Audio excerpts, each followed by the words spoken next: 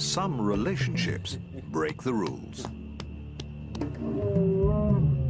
Territorial and terrifyingly strong, lions don't usually accept people into their pride. Ever get the feeling you've been surrounded by lions? I get it every day. Kevin Richardson seems to have a dream job, looking after lions and other animals that have come to accept him as one of the pride. But there's feuding and fighting when new arrivals send fur flying, and a deadly battle for dominance in another family leaves an orphan on his own. As the park that's become a refuge for the most vulnerable faces financial ruin. I would hate nothing more than to see this place go and the animals in it. It's my life and soul.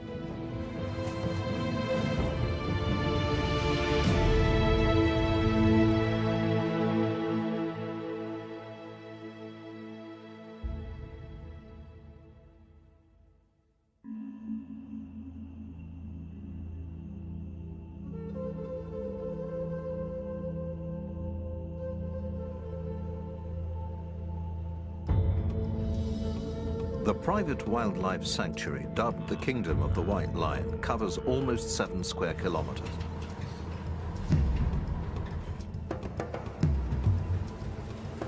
It's home to leopards,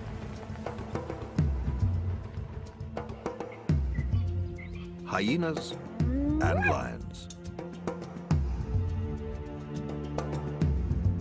One of the largest and most impressive prides in the park is dubbed the Big Kings.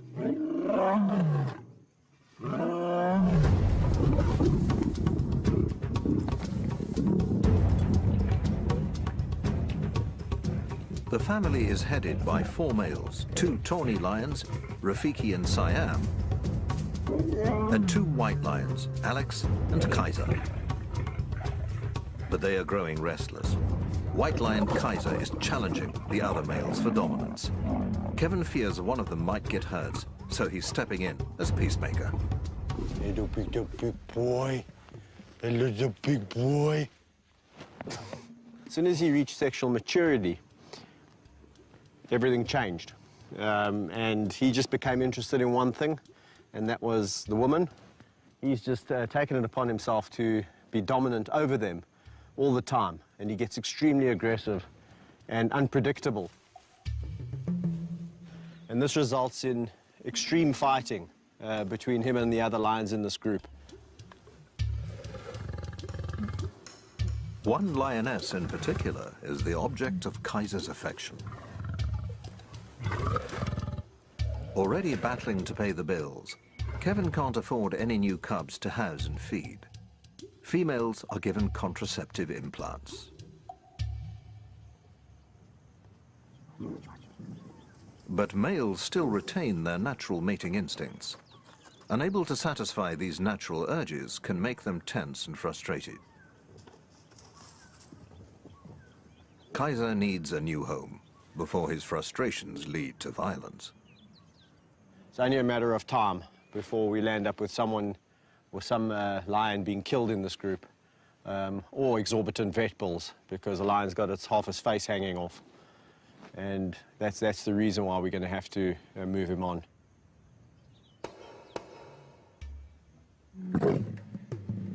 All of Kevin's 38 lions have been bred in captivity. 7 of them are rare white lions, identical to their tawny relatives except for their coloring. But keeping so many big predators is expensive. To run a park of this nature, you are looking in the region of around about $15,000 to $20,000 a month. And that's just maintenance, anti-poaching patrols, staff, keeping the electric fences clean. You got your little magic pliers. You know, feeding the lions, watering the lions, making sure they've got proper veterinary health care. They've been de-ticked. Vehicles, petrol, fetching food. It's a big job. People don't realize what a mammoth job it is, taking on, looking after a lot of lions, you know, not just one lion. It's, you know, a lot of mouths to feed. Kevin helped to set up the park as a giant film set for a movie about a white lion. It was his job to look after all the animals on set.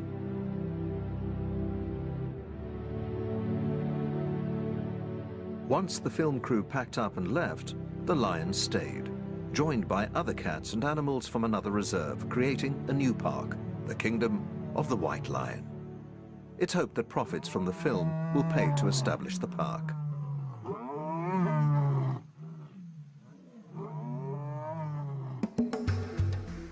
Managing the reserve is a full-time job that includes caring for animals from the time they're born. There's a nursery for cubs, like these young lions, the last to arrive before all of the lionesses in the park were implanted with contraceptives. Yeah, your tongue is rough. So this area over here is known as the nursery area, where all the orphaned or abandoned youngsters come. And in this particular case, we have two lions that are not related, Mfumo and Vayetsi, about 10 months of age. And these little hyenas were also abandoned. So they all land up here in the nursery area where they can get the care and the love and the attention that they need. The two lion cubs are growing up fast. They'll need more space and the chance to mix with adults to develop social skills needed to thrive in a pride. Incorporating the youngsters into a pride will be difficult. Newcomers are often rejected or attacked. Their easy life in the nursery is about to come to an abrupt end.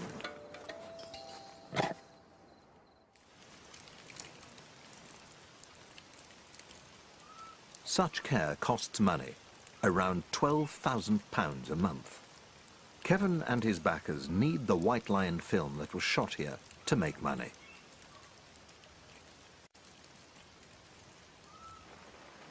Profits are desperately needed to pay for running costs and the transformation of the reserve into a zoo for paying visitors.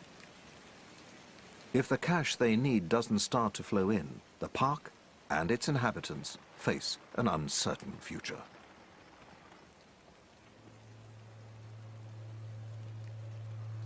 Bandit, you're heavy, my buddy.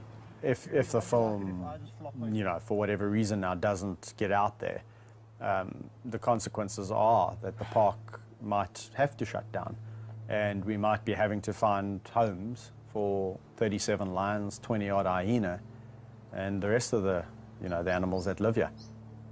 Well, it would be all for naught, my life's work, if that happened. And yeah, I can't even begin to imagine that. So 50? So what do you think? Having started a family of their own, Kevin and his wife Mandy have gambled everything on the success of the White Lion project. They hope baby Tyler will one day inherit a thriving business built on conservation. Behind the scenes, obviously running a park of this magnitude, and it's a constant worry for us because if we don't find the income and keep things going, then what happens to the animals, which is obviously, Kevin, my #1 priority. On top of financial worries, managing big cats in confined spaces is a full-time job.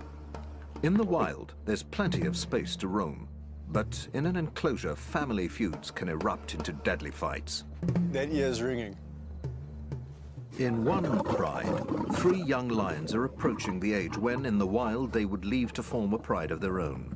They're starting to clash with their father. They'll have to be moved before one of them is seriously hurt. Kevin decides to relocate them to a new enclosure, together with 3 other young lions.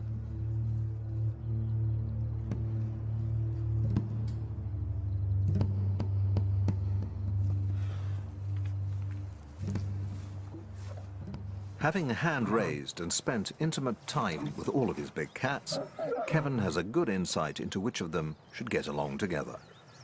But in this case, there's an added complication.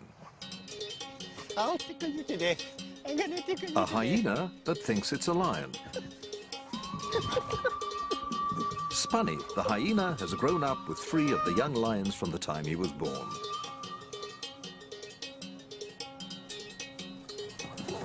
Lions and hyenas are usually considered to be arch rivals that will attack each other at any opportunity.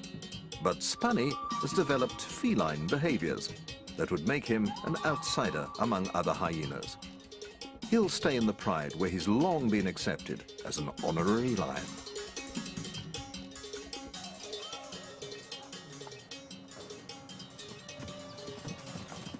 With the lions, actually, he lives a pretty cool life. He's one of the pride. They live a very lazy life. They're both very social animals. Best of mates, in fact. Let's go. But 3 newcomers are joining the gang. It remains to be seen how they'll interact with a pride member that looks suspiciously like a hyena. We're going to release them today, see how it goes today, especially with Spunnies, the hyena. And depending how it goes by 2 o'clock, 2 o'clock's the feeding time. If it's all going well, we'll feed them together. If we suspect that it's a little bit awkward and things aren't going so well, then we'll maybe remove them and take them back.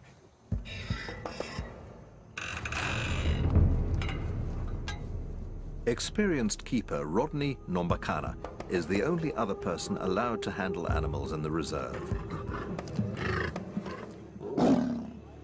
Young lions are notoriously unpredictable. As the 2 groups meet and establish a hierarchy, nervous tension can easily turn to aggression. When they fight like that, and I mean, it makes a lot of noise, and to a human being it seems very scary. But to lions with their thick skin and all of that, just a wah, wah, wah, wah, wah, they immediately are showing who's more dominant than the next. One group lays low, while the other 3 lions and Spunny the hyena look to Kevin for reassurance. So at the moment, we're in a bit of a apartheid situation. We've got this group, including Spunnies. Spunnies is on the periphery, and myself and the 3 newcomers, and it's segregation.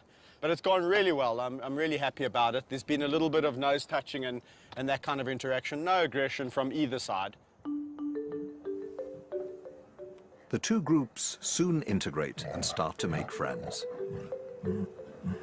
That's fantastic. Even Spunny finds his place in the new pride. Hyena wins. But the real test is still to come.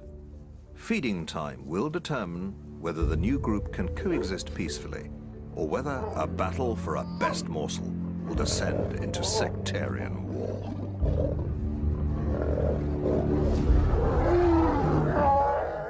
Rivalries between male lions over pack dominance rage across the plains. But only one can be crowned the king. Lion Ganglands, tonight at 8 on Nat Geo Wild.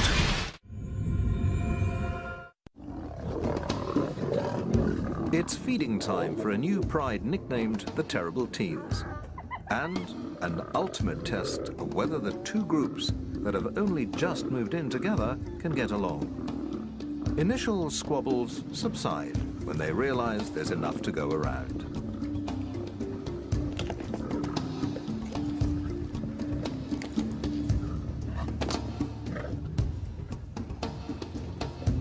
Bizarrely, the new pride includes Spunny the hyena, raised with the lions since birth. He thinks he's one of them and has been accepted as such. Lions, like people, have individual personalities that can clash when different groups are brought together. The Terrible Teens seem to be getting along just fine. But elsewhere in the kingdom of the White Lion Reserve, another big cat is lonely and left out. Thor was a star of a film shot in the park. The film that manager Kevin Richardson hopes will help pay for a plan to turn the reserve into a visitor attraction. Income is desperately needed to pay for the care of animals like Thor. Lions are social animals, and Thor has been on his own for far too long. But there's a shortage of suitable companions. Thor's about 7 years old now, and he's way past the age of forming new bonds with other male lions. Come. So it's not an option, you know, to put a male lion with Thor. The only option really is females. It's just a really difficult situation at the moment because the nature of the kingdom is that we've actually got far too many males compared to females. And the females that would go with Thor would have to be on the pill. And we don't really want to just acquire 2 female lions to put with Thor. Long walks provide much-needed companionship. But despite Kevin's best efforts, he is increasingly concerned that Thor is lonely.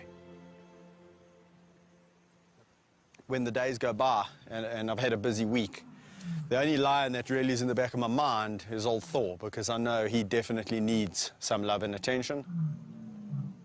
Out of all the lions I walk with, this must be my favorite because I know how much he needs this enrichment. This is really important to him, living as a bachelor. So, you know, whenever he sees me, it's like, come on, Kev, can we go for a walk? Can we go for a walk in the greater area? So I try and take him out more than the others because they've got, you know, each other's company. Hello, my big boy. What you been doing? Hey, you having fun? Despite their close friendship, Kevin realizes that the lonely bachelor needs the company of his own kind. They need to be robust females, strong enough to hold their own against the big male. Only 2 lionesses fit the bill.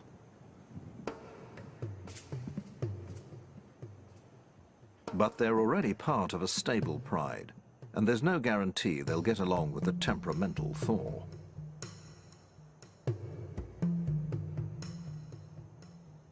Before introducing them to the lonely bachelor, Kevin will ensure the females are fitted with contraceptive implants.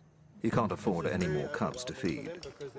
There's a big crew of people, and everyone's excited, and they just want to get excited. He's counting on the coming feature film to bring in some much-needed income.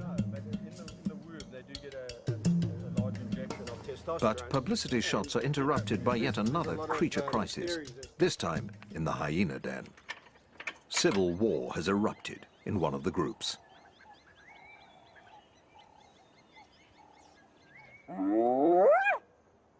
Hyenas live in matriarchal clans, ruled by females.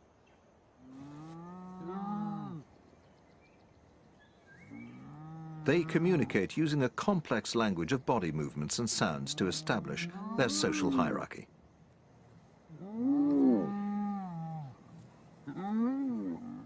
Males are lowest in the social rank. In the warring clan, a mother is fighting with a daughter that's challenging her position as a dominant female.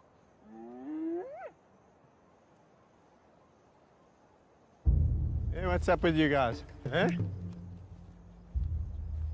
Hey, Shans? Kevin can tell that something's up in the hyena den. Hello, guys. What's the matter? Hey, what's the matter?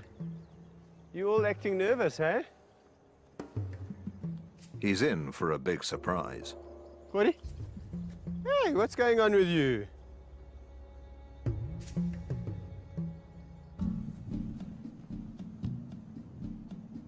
The dominant mother of the hyena clan is nowhere to be seen. Where's Gina? She in the den? She's usually first to the fence to greet Kevin, but not today. We're all acting very strange. I guarantee you something's up. Eh? Given the battle brewing between mother and daughter, he investigates the den. And there's a big surprise in store. What? He's got some cubs. There's 3. She's got 3. This is very, very unusual. Hey, my girl. This is the first time she's had 3. I feel like a little kid on Christmas. Can't wait to unwrap my present. This is amazing because she's actually very calm. Gina's a very protective mother. In fact, ferociously so. You could imagine she will protect these cubs at all costs. Newborn hyena cubs are vulnerable to a deadly threat within their own clan. Babies are often cannibalized by rival adults and even their own siblings. Kevin will need to keep a close eye on them.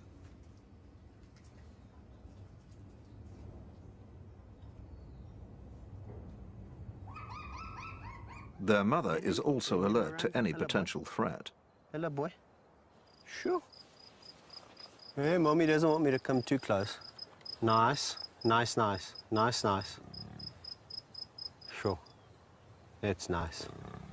That's nice. Mom and Dad. Turned out to be an awesome day. For Kevin, one of the biggest rewards is watching young animals mature into adults.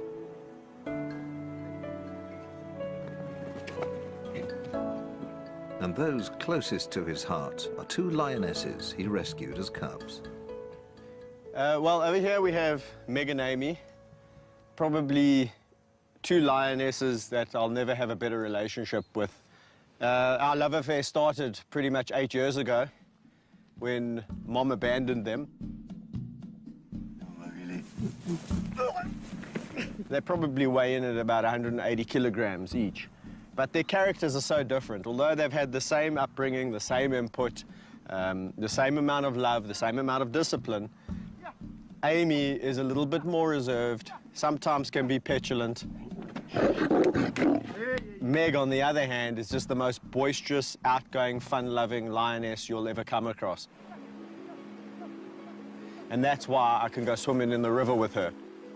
She's just full of confidence. If I go in the river, she wants to go in the river. Lions will usually avoid water. Meg's extraordinary behavior seems to reflect her trust in Kevin. A big adult lioness coming up, rubbing her head on your face, feeling her tongue. It's like 80-grade sandpaper doing this. You can't stop them from doing it because it's their way of showing affection. So you've just got to endure the pain, and I tell you something, it's really worth it. Kevin has worked with big cats for more than 12 years, but has been criticized by some who believe he risks his life unnecessarily.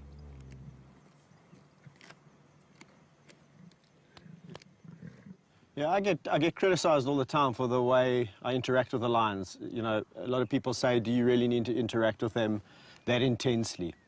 And, you know, it's the only way I really know. But Kevin believes his intimate approach to big cats, from the time they're cubs, is key to his success. He claims he can read their moods and personalities, what they like and dislike. He won't interact with any lions he doesn't know.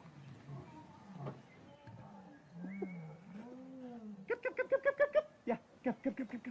Amy.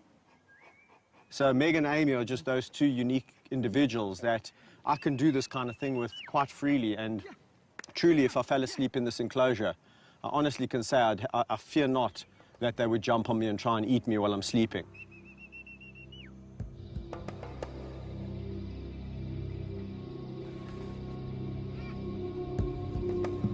It's something he wouldn't dare to attempt with wild lions, assuming he could find any in the first place.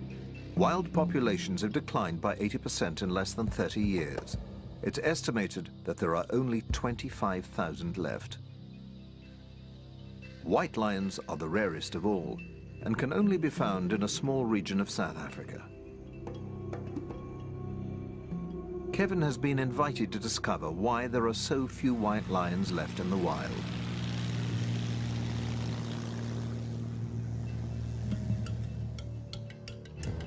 He's flying to the Timbavati Nature Reserve, part of the Greater Kruger National Park, a vast wilderness area covering more than 23,000 square kilometers. Only 11 white lion births have been recorded in the last 5 years, and of those, only 3 are thought to have survived.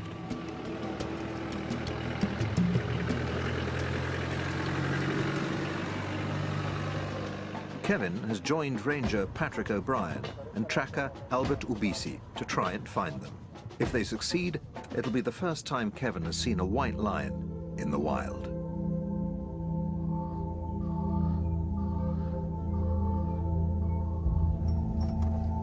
So, yeah, we're not far now. We've been tracking the lions for some time now. And we know it's the group that we're looking for because we can see the adult females and we can also see the cub spoor. So it's just, I reckon, around the corner there. Albert's told us we should expect to find some lions, hopefully. Yeah.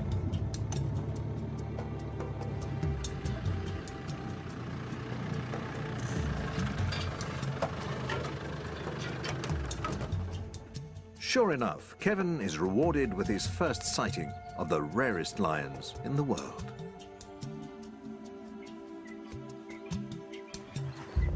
This is awesome, man. Very, very good. White lions display a rare recessive gene that inhibits the production of color in their fur.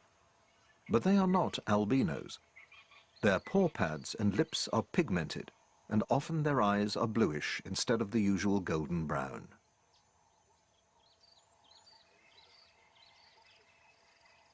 This rare gene is also carried by normal tawny lions in the region. But all lions must fight to stay alive in the wild, and the odds of survival are slim. Only around 1 in 5 survive to the age of 2. One of the greatest threats comes from dominant males that try to kill any rival's offspring. But I mean, that just goes to highlight how difficult it is for the white to survive. I mean, we know mortality in lions is high. That's correct, yeah. But I mean, the fact that these lions have made it to 14 months, that's a really, really done very well, good sign. Luckily for these girls, both are females, and of course that's very important for the old pride and for us, of course, which means that girls always stay in a pride, they never emigrate.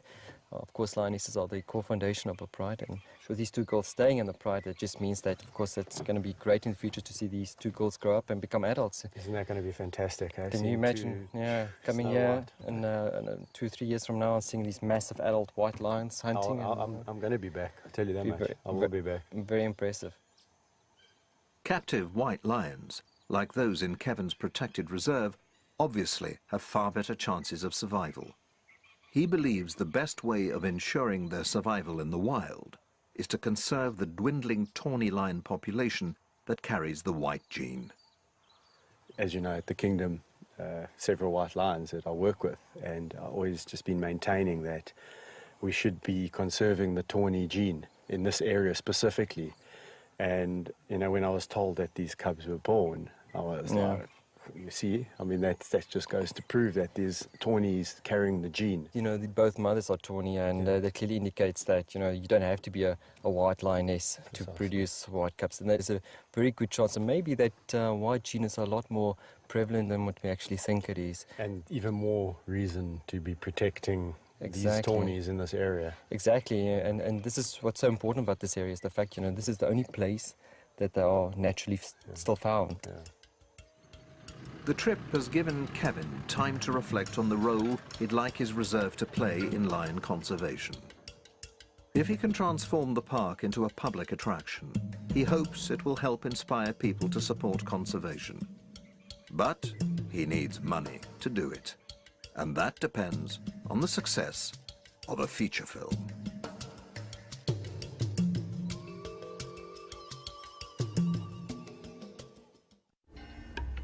The future of the majestic animals in the kingdom of the White Lion Reserve depends on the success of a feature film starring its feline residents. Manager Kevin Richardson thinks nothing of play fighting with a quarter-ton lion. But public speaking is another matter, and he has to face the cameras to promote the film that's vital to the future of his beloved animals. Well, it's tricky because when you're working with animals that can eat you, you've got to be... 4 years in the making, it's hoped the film will make a profit that can be used to transform the park into an attraction for paying visitors. I'm not joking. I mean, the film took 4 years to make. And believe you me, when a lion doesn't want to do something, he doesn't. And you better listen to him. You better listen to him.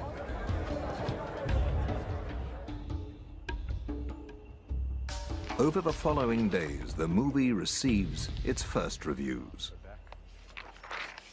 City vibe, yeah, feline feast. 4 out of 5. The critics have been kind, but it remains to be seen whether the film is attracting enough cinema goers to turn a profit. It costs money to look after big cats like Kaiser, a white lion that's outgrowing his enclosure and ganging up on the fellow members of his pride. But there's just no room left in Kevin's reserve.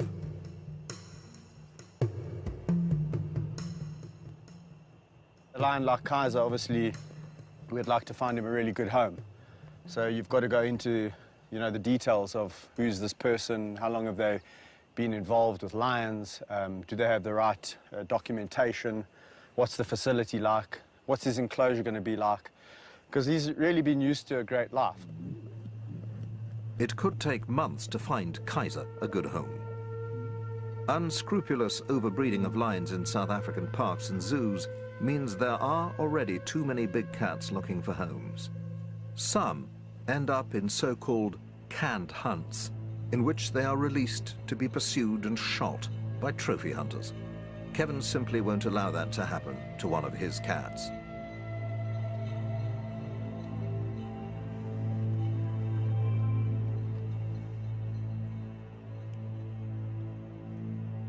He can only hope that Kaiser calms down and stops causing trouble in his enclosure.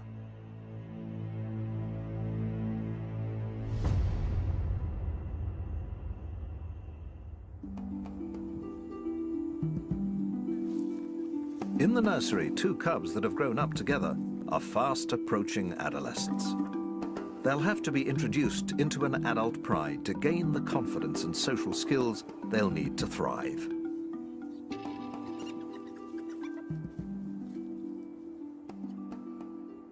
I'm a firm believer in cradle to grave, and for every animal that you hand raise, you really are responsible for his destiny.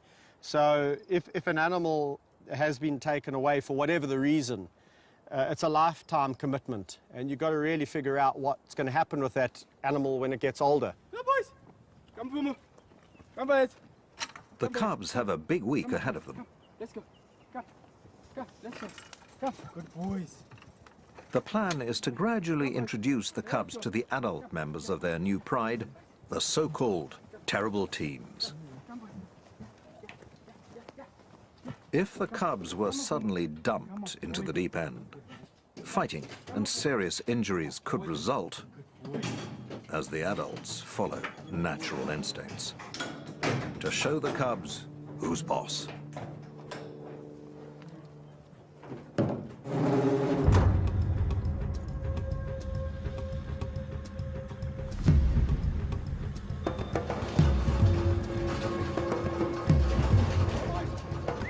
Concerned that the terrible teens may gang up on the cubs, Kevin decides to split the 6 adults into 2 groups of 3. The cubs will stay protected inside their cage in case there's any trouble.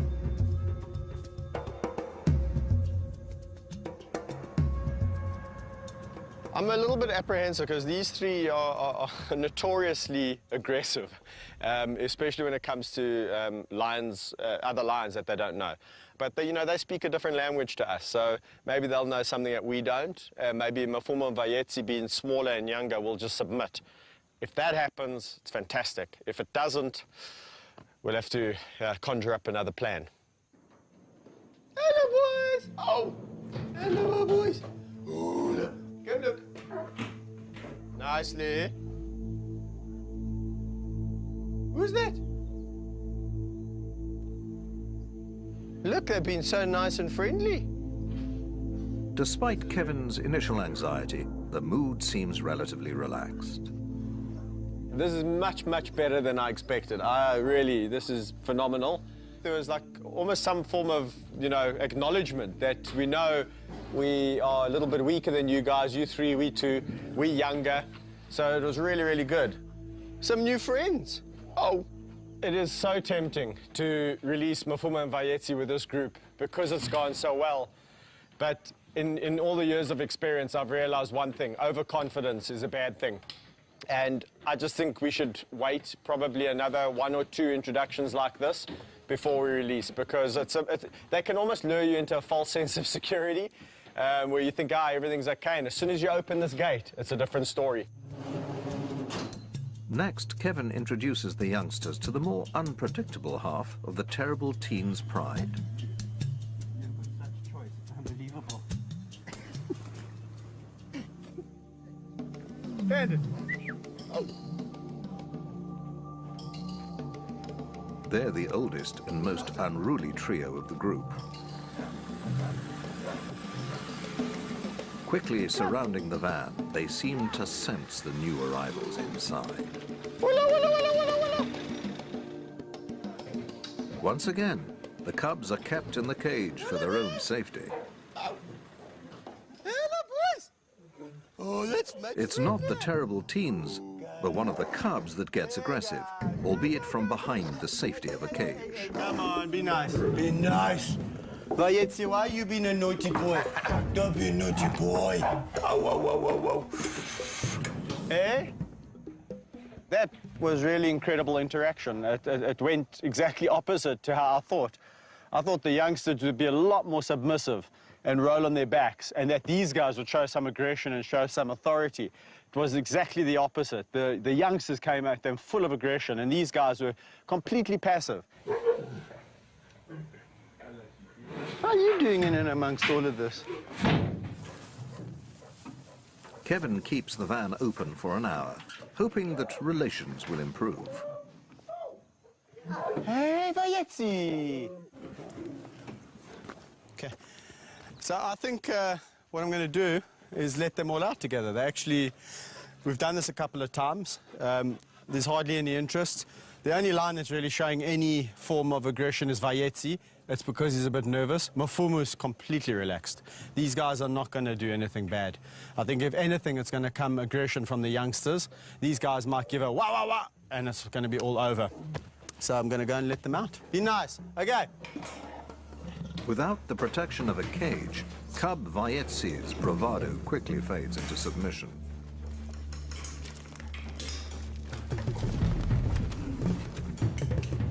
The terrible teens immediately gang up on the youngster, and Kevin has no choice but to break up the fight with pepper spray. Stop, stop, stop, stop, stop, stop.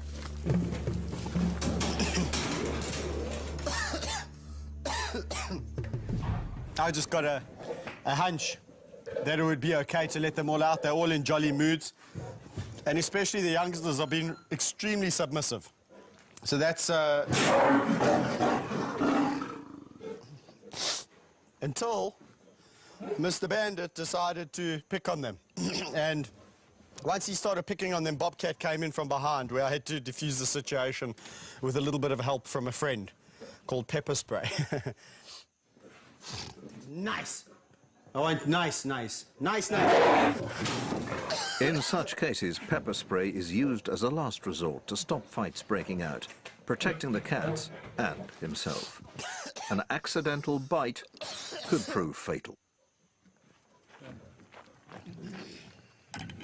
Kevin rarely uses pepper spray, and it's always him that suffers most.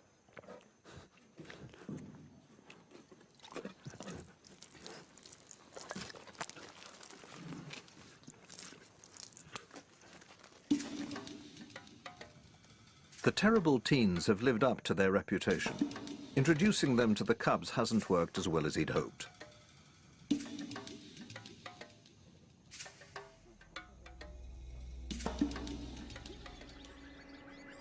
Discord seems to have spread to the hyena den, where a deadly power struggle is unfolding between a mother and daughter. Hello, Junior. Hey, Ma. How's your cub? Eh? Two of Mother Gina's newborn cubs have disappeared. What's happening? Hello, my girl. But the matriarch is out of the den and appears restless. Why are you out the den? You should be with your baby. He investigates the underground den. There's three. Hey, my girl. Hello, Gina. There's three hyenas. Hold on, I'm a bit confused here. You're not going to believe this, Oslo. That must be her cubs. I didn't even know she was pregnant. Hey, hello, my girl. Hello, Gina. Hello. The matriarch's remaining cub is still alive, but her daughter Oslo has also taken up residence in the den and given birth to 2 more new cubs. Kevin believes the daughter may have killed and eaten her mother's cubs in a battle for dominance. Yet the two seem to be coexisting peacefully enough. Kevin hopes it's the end of bloodshed in the clan. But the civil war is about to escalate. What's going on in here, guys? Eh?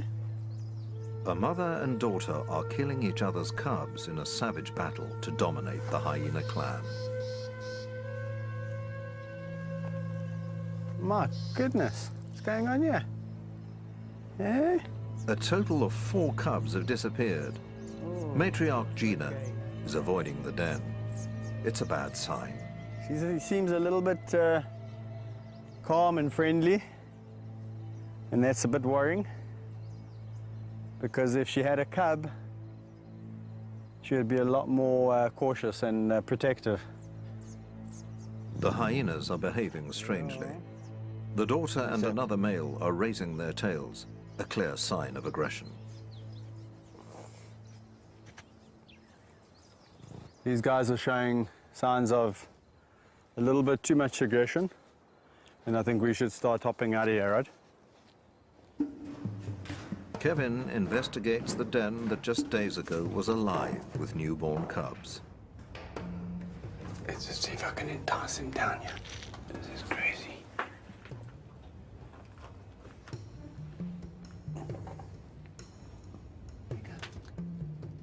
It seems that only one cub has survived the bloody family feud. If he leaves it be, chances are it too will be killed and eaten. There's definitely been some chaos on outside. I've looked everywhere, and I can't find the other 2 siblings. It looks like either Gina's probably come and killed one of Oslo's, and Oslo's in return killed one of Gina's, so Gina's got no cubs left. And Oslo's only got 1, and I'm just afraid that if I leave this cub here, I'm gonna have no cubs whatsoever. Come by. If the cub is to have any chance of survival, Kevin needs to remove it and bring it up himself.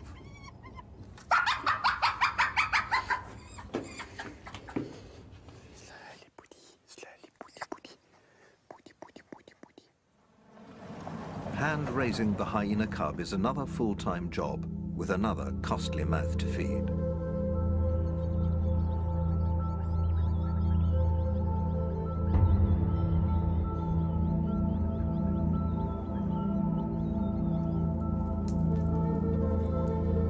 The park and its animals need cash to survive, and Kevin's pinning his hopes on making a profit from a feature film shot on the reserve. But it seems box office takings won't be enough. The park needs to be operating and basically paying for itself in about 6 months from now. And if that isn't the case, yeah, again, it's going to be quite a battle to see where we can kind of get funding from and see if we can save it. Because I would hate nothing more than to see this place go and the animals in it. It's my life and soul. Hello, Ishki. It's not just Kevin's wife and baby who are counting on the park to succeed. The big cats, hyenas, and the staff that look after them are all part of one big extended family. We've been with these animals since they were young, so they are like, we are part of their family. I don't even want to think about what it would do to me if for some reason the lions are taken away from me or I'm taken away from them. It would be, I don't know how to describe it. Mm.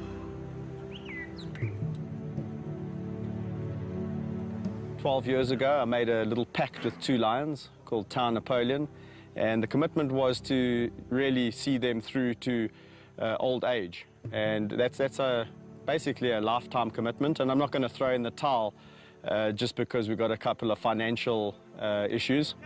Like the bush trails stretching before Thor, the lonely lion, the road ahead seems uncertain and strewn with shadows under a setting sun.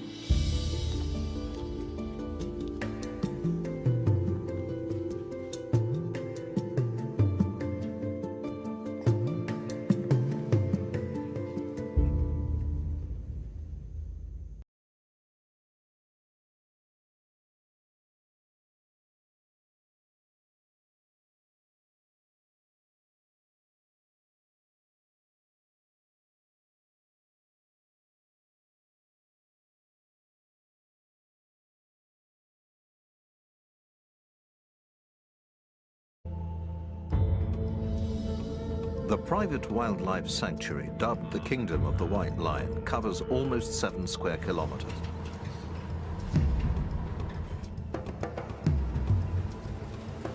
It's home to leopards,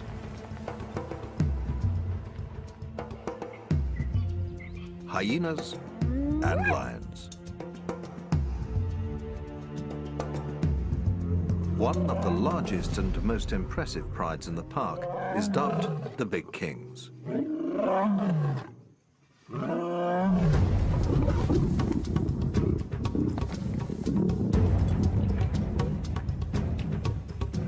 The family is headed by 4 males, 2 tawny lions, Rafiki and Siam, and 2 white lions, Alex and Kaiser.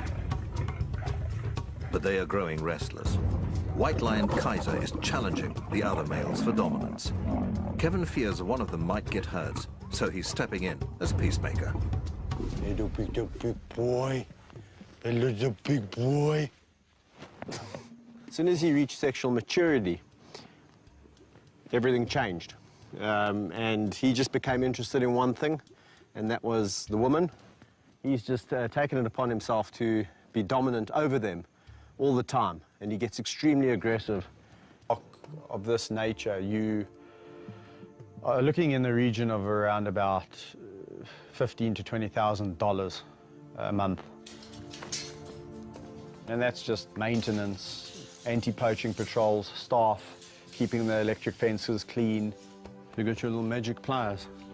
You know, feeding the lions, watering the lions, making sure they've got proper veterinary health care. They've been deticked. Vehicles, petrol, fetching food. It's a big job. People don't realize what a mammoth job it is, taking on, looking after a lot of lions. You know, not just one lion. It's, you know, a lot of mouths to feed. Kevin helped to set up the park as a giant film set for a movie about a white lion. It was his job to look after all the animals on set.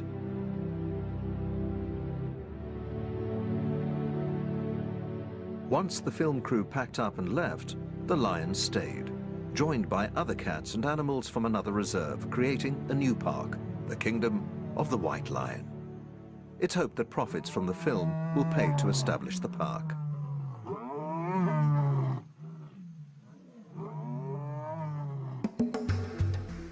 Managing the reserve is a full-time job that includes caring for animals from the time they're born. There's a nursery for cubs, like these young lions, the last to arrive before all of the lionesses in the park were implanted with contraceptives. Yeah, your tongue is rough. So this area over here is known as the nursery area, where all the orphaned or abandoned youngsters come. And in this particular case, we have 2 lions that are not related, Mfumo and Vayetsi, about 10 months of age. And these little hyenas were also abandoned. So they all land up here in the nursery area where they can get the care and the love and the attention that they need. The 2 lion cubs are growing up fast. They'll need more space and the chance to mix with adults to develop social skills needed to thrive in a pride. Incorporating the youngsters into a pride will be difficult. Newcomers are often rejected or attacked. Their easy life in the nursery is about to come to an abrupt end.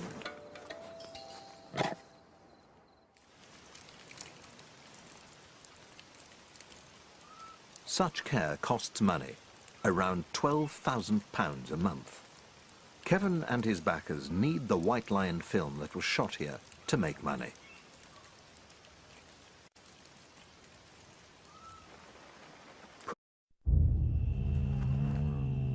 Some relationships break the rules. Territorial and terrifyingly strong, lions don't usually accept people into their pride. Ever get the feeling you've been surrounded by lions? I get it every day. Kevin Richardson seems to have a dream job, looking after lions and other animals that have come to accept him as one of the pride. But there's feuding and fighting when new arrivals send fur flying, and a deadly battle for dominance in another family leaves an orphan on his own. As the park that's become a refuge for the most vulnerable faces financial ruin. I would hate nothing more than to see this place go and the animals in it. It's my life and soul.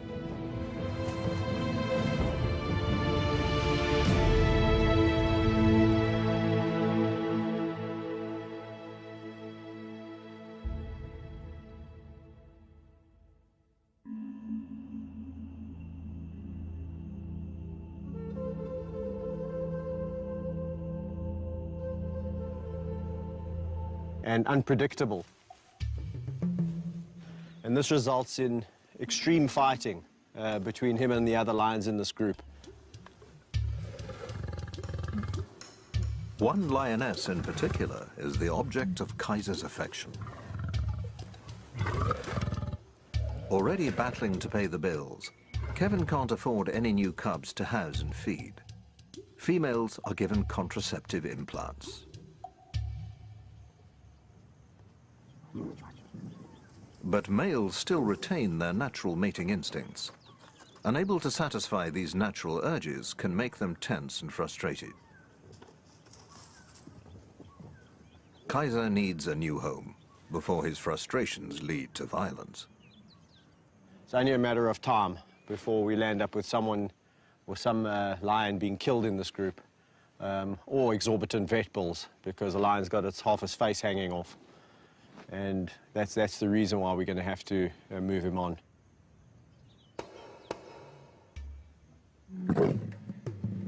All of Kevin's 38 lions have been bred in captivity. 7 of them are rare white lions, identical to their tawny relatives except for their coloring. But keeping so many big predators is expensive. To run a park